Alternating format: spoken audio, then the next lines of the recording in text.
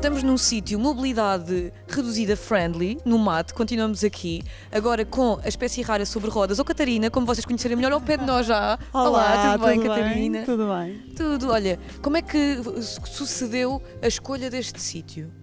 Olha, pensamos, não é, num sítio que tivesse acessibilidade, não é? E o Mate, até agora, acho que tem as condições todas reunidas. Para mim, que utilizo cadeira de rodas manual. Já vamos dar uma voltinha para tu poderes confirmar. Mas olha, foi tranquilo, estacionei lá fora o carro, depois vim até aqui na cadeira, ainda não fomos verificar as casas de banho, mas vamos. De resto, pelos vistos aqui a exposição atrás também tem rampa para aceder a ela, portanto, para já está aprovado. Perfeito. Catarina, olha, eu já te conheço, a tua fã, tu sabes. Eu a ti também. Mas conta-nos como é que começa a tua história a partir de 2015. Olha, então, eu estava no Brasil, ou seja, a minha história enquanto pessoa com deficiência começou aí, não é? Eu estava no Brasil, tinha de visitar uma amiga e já saí daqui de Portugal, no caso do Porto, que eu sou do Porto, com uma dor nas costas, mas entretanto, não liguei. Achei que era alguma coisa, eu sempre fiz desporto, achei que era alguma coisa de desporto.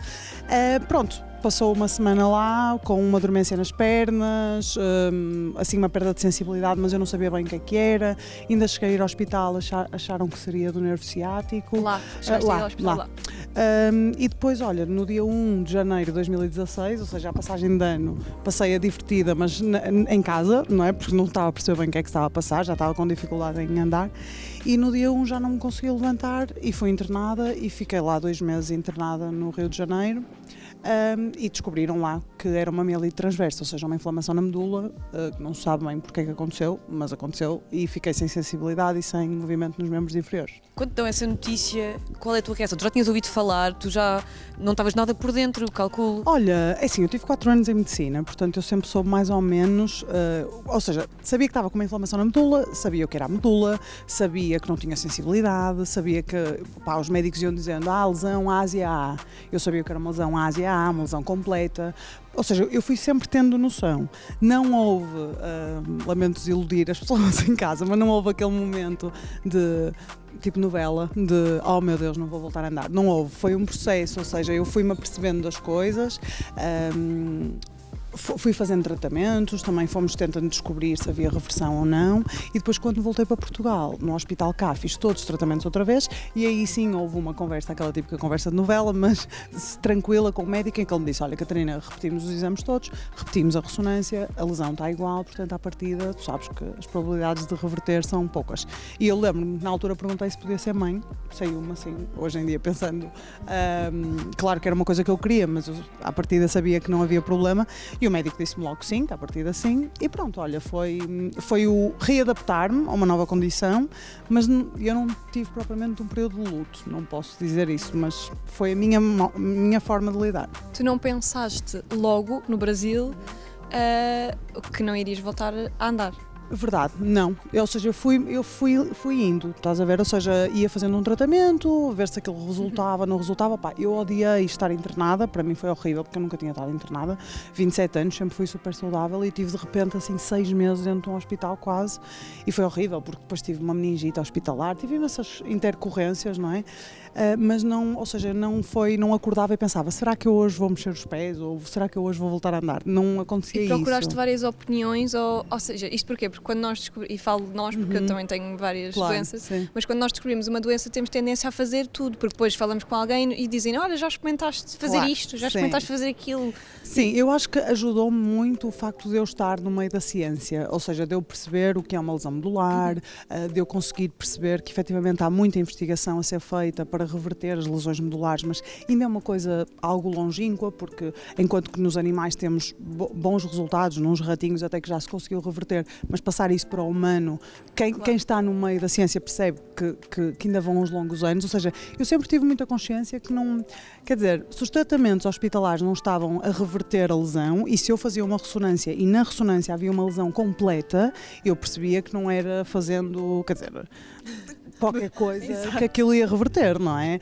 Tentei, o meu pensamento sempre foi, ok, se um dia acontecer uma reversão da lesão medular pela ciência, ótimo, a vida é muito mais fácil quando nós andamos com os nossos pés, mas até lá eu quero, e é isso que me esforço todos os dias e que faço, ser o mais independente possível na minha nova condição, ou seja... Como é que tu aceitaste a tua nova condição? Assim, nos primeiros tempos, calculo que agora estejas mais ambientada a essa nova condição, apesar de haver muitos entraves ainda cá em Portugal, que também já vamos falar disso, mas como é que tu, os primeiros dias, os primeiros tempos, como é que se muda de uma pessoa que anda a uma pessoa que deixa de andar? É assim, foi mesmo uma adaptação. Eu lembro-me quando saí do centro de reabilitação na altura para a vida real, digamos assim, tive alguns momentos de alguma frustração no sentido das coisas serem feitas mais lentas, não é? Porque, quer dizer, enquanto tu, sei lá, estás em casa, dás uma corrida, tomas um banho rápido, sais e vais jantar com os teus amigos. Hoje em dia eu faço isso, não dou a corrida, mas estou mais ágil, mas no início era tudo muito lento e eu sempre gostei de fazer muita coisa, sempre fiz muita coisa e então lembro-me de haver momentos de frustração do género, que chatice, isto agora é tudo muito mais lento. Mas acho que isto também me acabou por ensinar algumas coisas, não quero nada estar a ser clichê, mas a verdade de nós nos conseguirmos reinventar e readaptar às nossas condições. E a verdade é que quando saí do CRN eu rapidamente retornei à minha vida normal. Lembro-me que passado um mês ou um mês e meio fui fazer uma viagem com uns amigos para Madrid e fomos mesmo a loucos porque não fomos para nenhum sítio adaptado nem nada, nós ainda no outro dia estávamos a reviver essa viagem e foi mesmo uma aprendizagem no sentido de hoje em dia eu já escolho sítios adaptados, onde eu vou estar confortável, onde eu consigo ser o mais independente possível, mas na altura fomos mesmo a loucos, fomos para a casa de um amigo, que era num terceiro andar, o elevador, a minha cadeira não cabia, o meu irmão tinha que me levar às cavalitas, ou seja, mas tudo isto foi uma aprendizagem para mim também, para perceber que eu podia fazer a minha vida normal. Foi uma adaptação, como eu te disse, não tive momentos de, porque é que isto me aconteceu a mim? Não tive mesmo, mas eu acho que é da minha personalidade também, confesso, acho que cada pessoa tem que lidar com as coisas como lida, e eu confesso que a minha vida hoje em dia, fora os obstáculos que eu tenho na vida, não é? Da falta de acessibilidade, é perfeita. Eu em minha casa, no meu trabalho, sou perfeitamente independente, vivo com o meu namorado e, portanto, eu acho que as barreiras estão mais fora da nossa deficiência, não é? Digamos assim, do que propriamente na minha incapacidade de andar. Exatamente, e se calhar também tem a ver mais com fatores externos ainda do que internos. Já vamos continuar a falar contigo, Catarina. Sim. Primeiro vamos até à listening party da Chica. Eu estive lá e foi mesmo giro, queres ver? Quero imenso ver.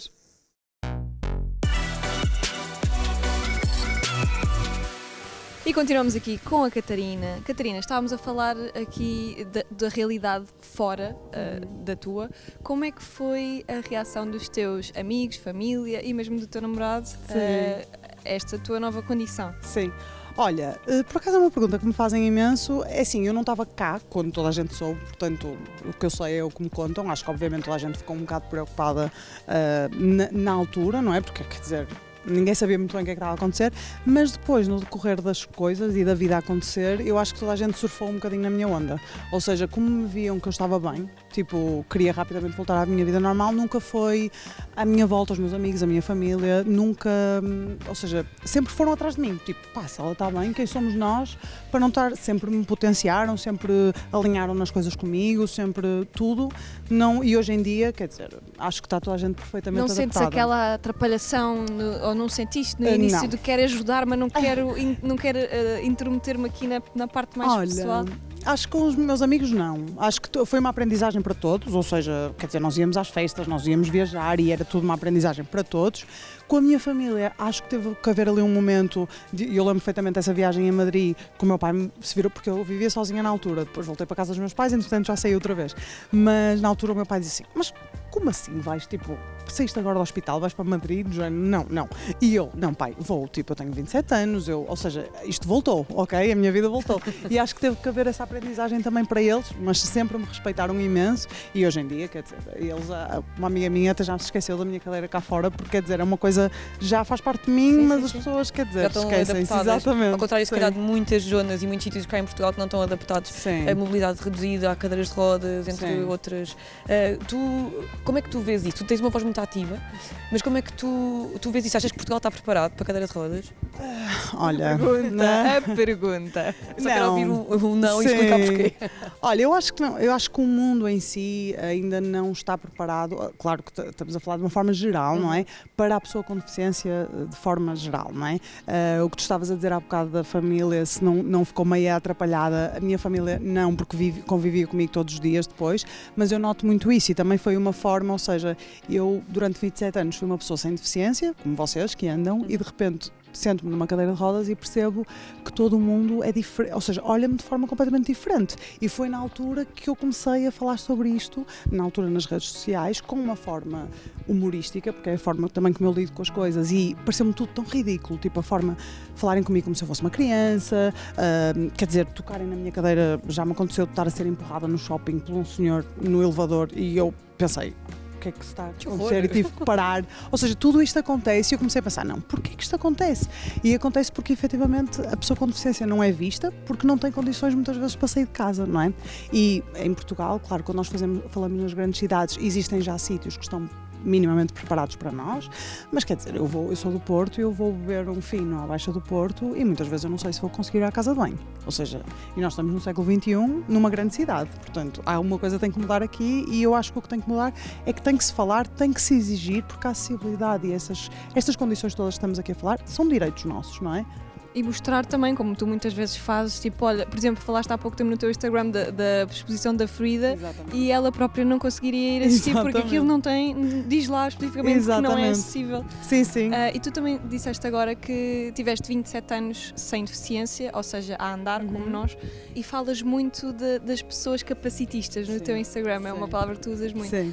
Tu consideras que eras uma pessoa capacitista antes?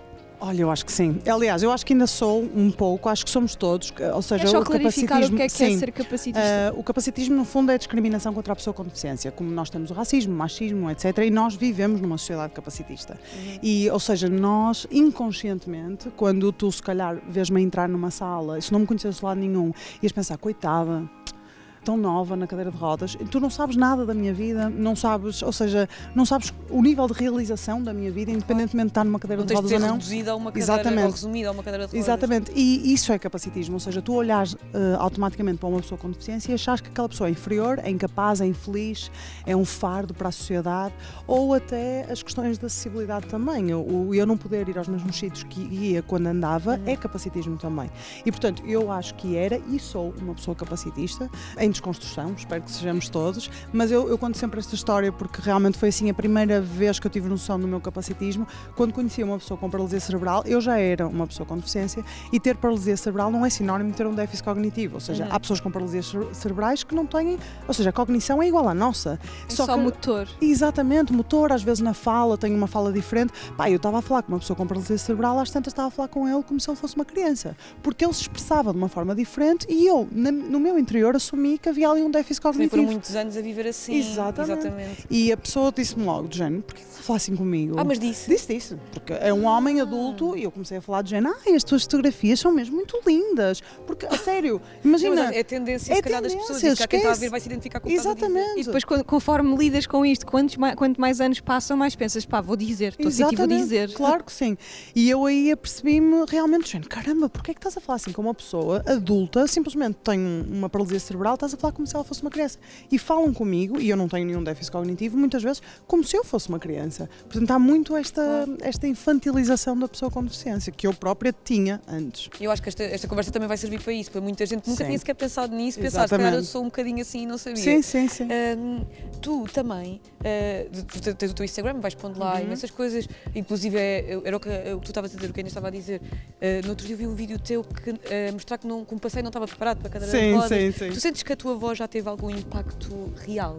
Olha, ou seja, já mudaram coisas na prática? Sim, eu acho que todos nós temos um papel muito ativista que às vezes nem percebemos. Nós, como cidadãos, temos um papel podemos, na mesa de casa, nós podemos falar de determinados temas que podem gerar alguma mudança. E eu acho que as redes sociais vieram ajudar também muito isso. E eu sinto que, obviamente, que eu fazendo disso também hoje em dia o meu trabalho, eu dou consultorias em empresas, faço palestras em escolas, universidades e tudo isso vai, quando mais não seja, rodando uma chavinha. O que eu noto muito no meu Instagram e que é muito interessante é que há pessoas que ouvem falar das coisas pela primeira vez, há muitas pessoas que se identificam com atitudes capacitistas, eu já fiz isto e é muito interessante essa desconstrução, porque eu não estou ali para culpar ninguém, mas para informar sobre alguma coisa. Chamar a atenção, tipo, olha, não façam isto. Exatamente, a questão da ajuda. Por exemplo, há muita gente que me diz, mas Catarina, eu vejo-te na rua, eu quero-te ajudar. E eu penso, mas ajudar o quê? Queres ajudar para quê? Se eu não estou... Uma coisa é eu estar efetivamente a precisar de ajuda, outra coisa é eu só estar a existir e as pessoas acharem que eu preciso de ajuda. E isto é uma desconstrução. Mas o que eu sinto muito é que às vezes há pessoas, por exemplo, que me pedem opiniões porque vão abrir negócios e querem saber onde é que podem consultar para tornar o negócio acessível, Airbnbs, restaurantes, já aconteceu várias coisas. Portanto, a questão da própria exposição da ferida, o vídeo que eu fiz, levou a que a organização se retratasse e que nos explicasse quais eram as verdadeiras condições de acessibilidade que eles iam ter. Isso é super importante. E, portanto, vai havendo estas pequenas, grandes mudanças, digamos assim, num assunto que ainda é muito desconfortável para muita gente. A pessoa é de género de deficiência, nem quero falar. Olha, Catarina, por falar em assuntos desconfortáveis, eu tenho um para ti, mas então, é a seguir, porque agora vamos aqui ao Ricardo, que esteve aqui com os Lacraus no Novo Tóquio.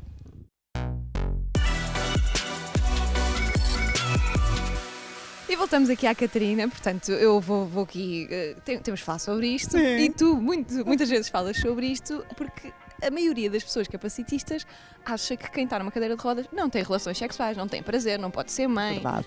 É verdade. Sim. Eu acho que nem é só quem está numa cadeira de rodas, é tipo, as pessoas com deficiência não se projeta a sexualidade das pessoas com deficiência.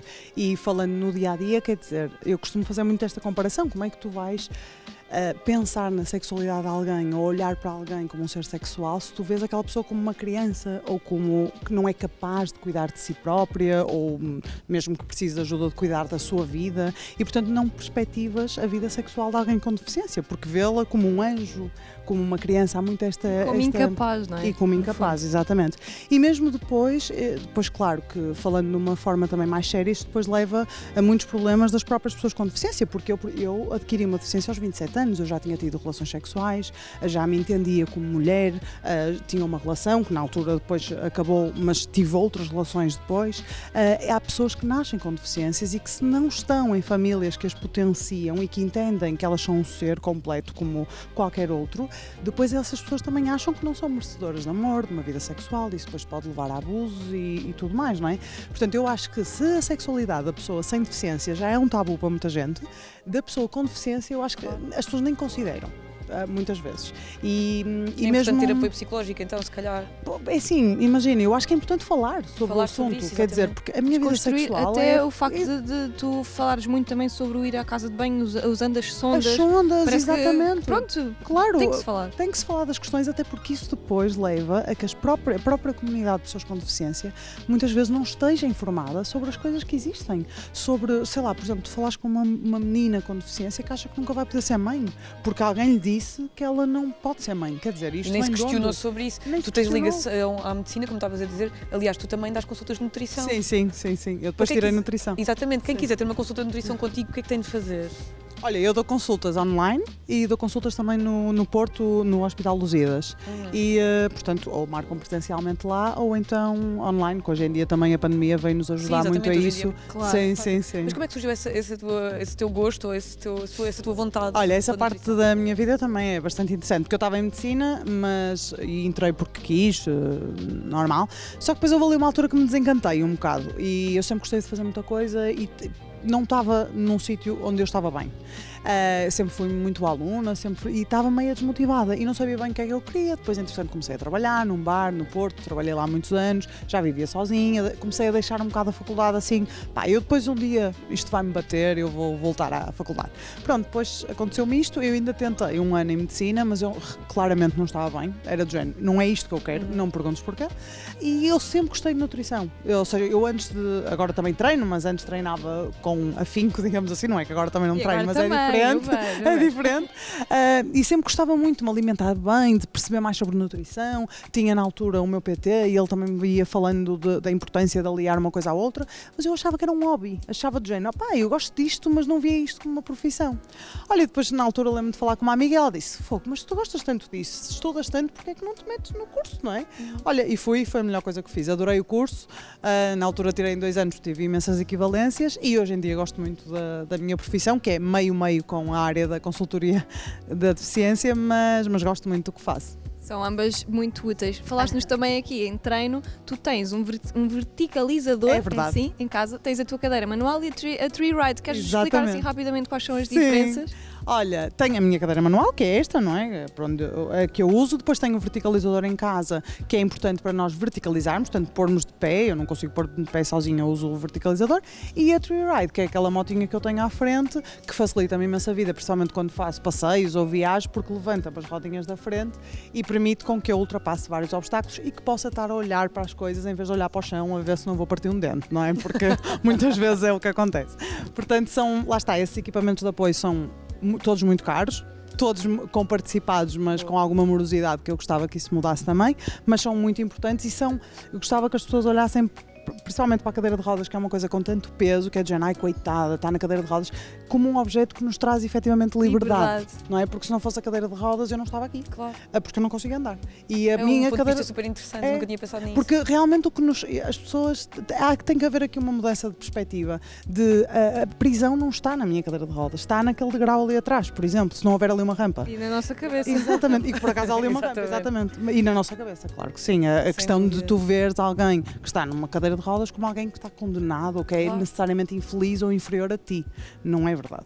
Olha, Catarina, muito obrigada. Esta conversa foi muito inspiradora. Aliás, os teus contactos para palestras também estão no Instagram. Espécie Rara sobre Rodas. Sigam, por favor, a Catarina. Ela é incrível. Obrigada.